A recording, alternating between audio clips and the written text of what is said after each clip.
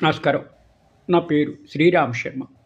అతను కెనడాలో ఉద్యోగం చేసేవాడు. వెళ్ళాడు.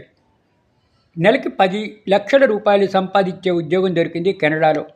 అట్లా దాదాపు 18, 19 నెలలు అక్కడ ఉద్యోగం చేసి దాన్ని రిజైన్ చేసి తిరిగి వచ్చేసాడు భారత్.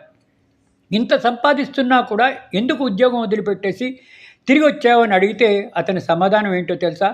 10 లక్షల రూపాయల ఆదాయంలో దాదాపు 5 లక్షలు ట్యాక్స్కే పోతాయని, ఇక ఏం మిగులుతుంది అని భారత్కి తిరిగి వచ్చేసాడు అక్కడ ఉద్యోగం వదిలిపెట్టి. ఫ్యామిలీ డాక్టర్ అపాయింట్మెంట్ కావాలంటే 6 నెలలు వెయిట్ చేయాలి కెనడాలో అంటున్నాడు ఈ వ్యక్తి.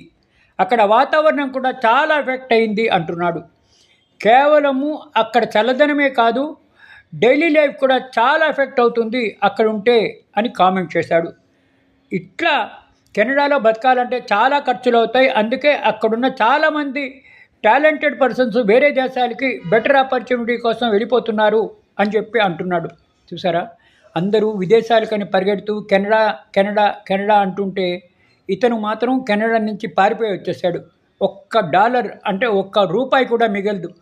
మొత్తం పనులు చేయాలి, టైం అంతా వేస్ట్ చేసుకోవాలి, ఇంట్లో భారత్ తన పిల్లల్ని వదిలేసి అంతంత దూరాలు వెళ్ళాలి, ఇట్లా అవమానాలు పడాలి అంటున్నాడు.